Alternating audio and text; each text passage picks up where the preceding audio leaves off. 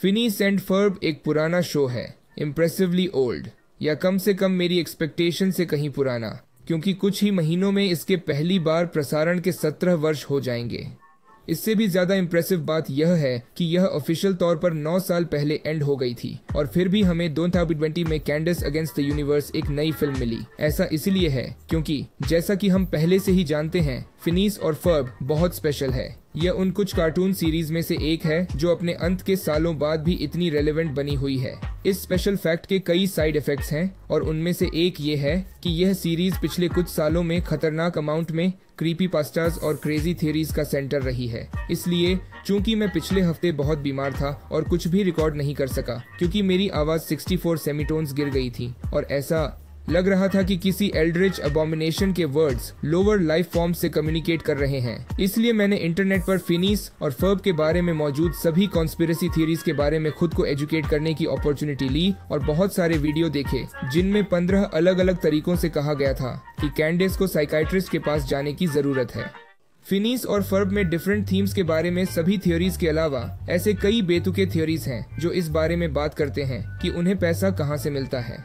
कई बातें सिंपल बातों से लेकर, जैसे कि यह एक ऐसा यूनिवर्स है जहां वे क्रिएटिविटी के साथ जो कुछ भी करते हैं वह फ्री है, इम्प्रेसिव रूप से एग्जैजरेटेड थ्योरीज तक, जैसे कि एक आदमी कहता है कि उन्होंने वर्ष 2011 में प्लेस्टेशन नेटवर्क को हैक कर लिया और इस तरह वे अपने प्रोजेक्ट के लिए लाखों करोड़ों डॉलर चुराने में कामयाब रहे। इसलिए मुझे यकीन नहीं है कि हम एक डेफिनेटिव आंसर पा सकते हैं, लेकिन मुझे लगता है कि हम बहुत करीब पहुंच सकते हैं। ओह, वैसे यह वीडियो मानता है कि आपने अपने जीवन में कभी न कभी फिनीस और फर्ब देखा है। यह बहुत अजीब होगा यदि आपने नहीं देखा है, यह देखते हुए कि यह अब तक के सबसे लोकप्रिय शो में से एक है, लेकिन मैं अब न्याय नहीं कर रहा हूँ। इसलिए चूंकि हमारे पास बहुत सारे थ्योरीज हैं, इसलिए हम एक ऐसे थ्योरी से शुरू करेंगे जो लगभग 1 साल पहले कुछ हद तक पॉपुलर था और मुझे यह बहुत इंटरेस्टिंग लगता है।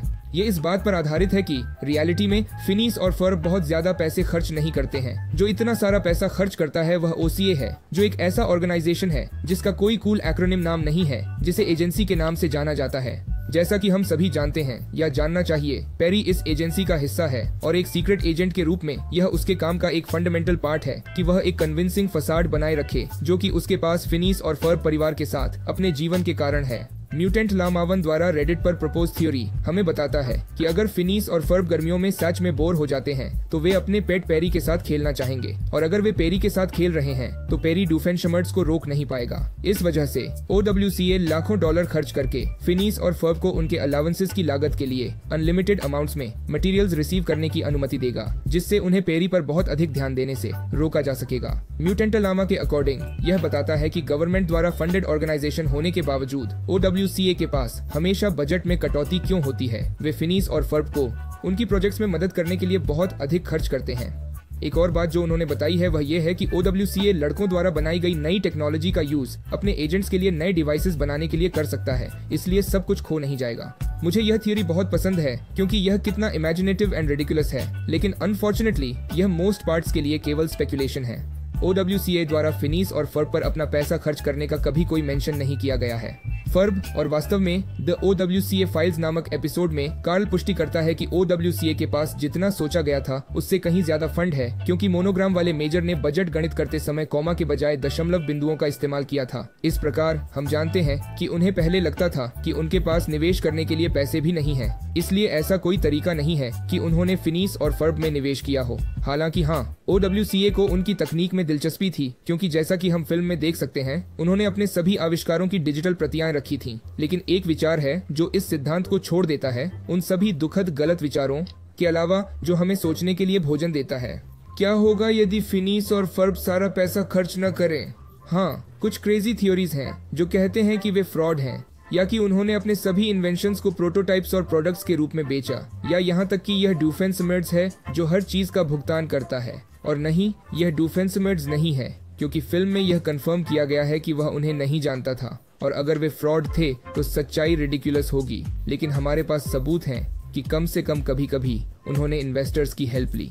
जायंट्स एपिसोड में फिनीस अपने एंट फार्म का एक स्केल मॉडल दिखाता है और मेंशन करता है कि मॉडल को इन्वेस्टर्स को प्रोजेक्ट में दिलचस्पी लेने के लिए बनाया गया था। ये बहुत ही अजीब पॉसिबिलिटीज का समुद्र खोलता है, क्योंकि इसका मतलब है कि ये 10 साल के बच्चे हैं जो डिफरेंट कॉर्पोरेशंस के साथ कॉन्ट्रैक्ट पर काम कर रहे हैं, शायद पेटेंट बेच रहे हैं या कुछ और। या यह भी पॉसिबल है कि डैनविल में बहुत सारे पैसे वाले कुछ लोगों ने उनके बेनिफैक्टर बनने का फैसला किया, क्योंकि फिनीस और फर्ब होशियार बच्चे हैं। इनफैक्ट एक थ्योरी ये है कि शहर उन्हें स्पॉन्सर कर रहा है, क्योंकि हम जानते हैं कि उन्होंने सरकार की मदद की है और उनके पास अपनी जरूरत की हर चीज बनाने के लिए जरूरी परमिट है। वे परमिट सामान्य लोगों के लिए प्राप्त करना असंभव है, यहाँ तक कि काफी इन्फ्लुएंसर लोगों के लिए भी। इसलिए यह काफी संभव है कि सरकार खुद उनकी मदद कर रही हो। इसलिए फिनीस और फर्ब को इन्वेस्टर से अपना पैसा मिलता है, पॉसिबली पेटेंट या किसी और चीज के बदले में, और उन्हें शहर से भी पैसा मिलता है। लेकिन मानो या न मानो, ये उनकी सारी इक्विटी एंट्रीज नहीं है। Comic Con of the year में फिल्म की तैयारी में फिनीस और फर्ब के क्रिएटर्स के साथ Q&A के दौरान डैन पोवेनमायर ने हमें बताया कि पहले एपिसोड के दौरान फिनीस और फर्ब ने रोलर कोस्टर में चार्ज एडमिशन लिया और फिर उस पैसे को प्रभावशाली ढंग से निवेश किया, जिसने मूल रूप से उन्हें करोड़पति बना दिया। मेरा मानना है कि उन्होंने डिज्नी, एप्पल में इन्वेस्ट किया या उस पैसे से न्यूक्लियर वेपन्स बनाए और उन्हें एडवांसिंग नेशंस में डिसिडेंट ग्रुप्स को अत्यधिक कीमतों पर बेचा, लेकिन हमें कभी नहीं बताया गया कि उन्होंने किसमें इन्वेस्ट किया। अब फिर भी मुझे नहीं लगता कि यह सब उनकी इनकम की लिमिट है। रिकॉल कीजिए कि उन्होंने फिनीस और फर्बटोन्स नामक एक म्यूजिकल ग्रुप बनाया था और उनका गाना गीची गीची गू दुनिया भर में नंबर 1 स्थान पर पहुंच गया था। इसलिए गाने से रॉयल्टी के रूप में उन्हें हर महीने मिलने वाली राशि निश्चित रूप से बहुत बड़ी होगी। साथ ही वे शूटिंग स्टार मिल्क शेक बार फ्रेंचाइज के मालिक हैं, जो गैलेक्सी के चारों ओर संचालित मिल्क शेक बार की एक सीरीज है। उन्हें पहले से ही ढेर सारा पैसा मिलता है और हम अभी भी उनके द्वारा डिजाइन की गई फैशन लाइन, उनके द्वारा produced film, action figures, circus, demolition derby और कौन जानता है कि वे कितने अन्य इन्वेंशन से पैसे कमा पाए। और इन सब के अलावा हम जानते हैं कि उन्होंने अपनी माँ लिंडा के कार्ड पर अपनी कई खरीदारी का चार्ज लिया है। हाँ, फिनीस और फर्ब परिवार एक मिडिल क्लास हाउस होल्ड में बहुत सामान्य रूप से रहता है, लेकिन लिंडा लिंडाना थी एक पॉप सुपरस्टार, और मैं आपको अश्योर कर सकता हूँ कि इससे और भी अधिक पैसा आया। तो बाकी सब चीज़ों के अलावा लड़के अपनी माँ के भरे हुए बैंक खाते का इस्तेमाल अपनी ज़रूरतों को पूरा करने के लिए करते हैं। सो इन कंक्लूजन, सवाल यह है कि वे अपनी माँ को कैसे ध्यान में आने से रोकते हैं जब वे प्रतिदिन लाखों करोड़ों डॉलर को प्रोड्यूस और खर्च कर रहे होते हैं। अनसॉल्व्ड मिस्ट्रीज में से एक और। इस वीडियो को समाप्त करने से पहले मैं आपको एक आखिरी थ्योरी के बारे में बताना चाहूंगा जो मैंने पढ़ा और मुझे बहुत पसंद आया। लेकिन सच्चाई ये है कि मुझे नहीं पता था कि इसके बारे में कैसे बात की जाए जब सब कुछ इतना ऑब्वियस और इतना फिट था।